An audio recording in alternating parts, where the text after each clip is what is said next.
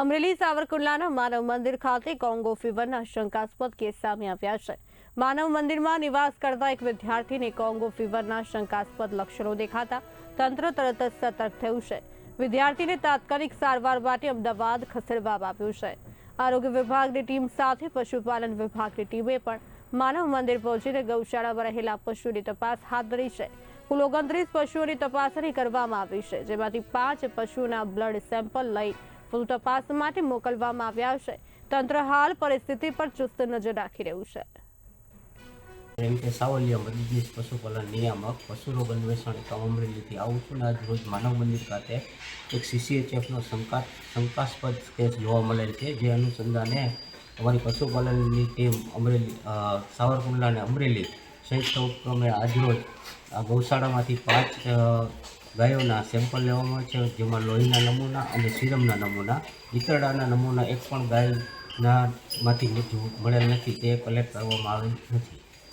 સાહેબ, આ રિપોર્ટ કેટલા દિવસમાં આવશે? આ રિપોર્ટ આપણે અમદાવાદ ખાતે મોકલીશું અને ત્યારબાદ ત્યાંથી પુના જશે, એટલે વધીને 4 થી 5 દિવસમાં એ રિપોર્ટ આપણે પરત મળી શકશે।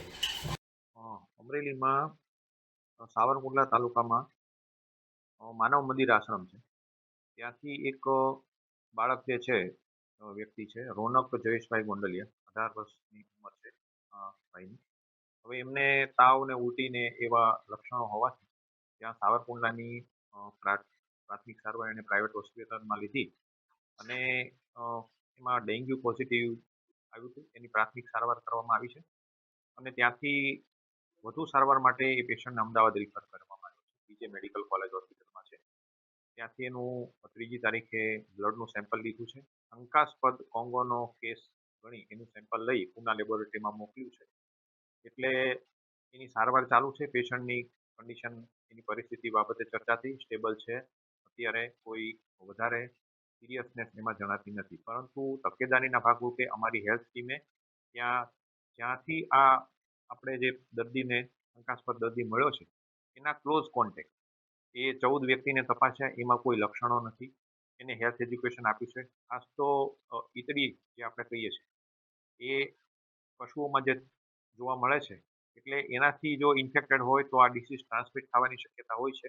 એની તકેદારીના ભાગરૂપે આરોગ્ય વિભાગે પશુપાલન વિભાગને પણ જાણ કરી છે, કેમ કે આવા એનિમલ મળી આવે કે જેમાં ટીક જેને કહીએ છીએ આપણે, બગાઈ પશુ ઉપર જોવા મળતી હોય છે, જો એ ઇન્ફેક્ટેડ હોય અને એ બાઇટ કરે તો આ થવાની શક્યતા છે। એમાં તાવ આવે, સડન મસલ વીકનેસ, બોડી એક, વોમિટિંગ, આવા વાયરલ ફીવરના જે લક્ષણો છે જોવા મળતા હોય છે। એટલે જાગૃત રહેવું, અને ખાસ તો પશુપાલન વિભાગ પણ એની કામગીરી કરે છે, આરોગ્ય વિભાગ પણ કામગીરી કરી રહ્યા છે। અને કોઈ પણ શંકાસ્પદ કેસ મળે તો તાત્કાલિક એને સારવાર માટે અહીંયા જરૂર પડે ત્યાં આરોગ્ય સુવિધાઓ મળી રહે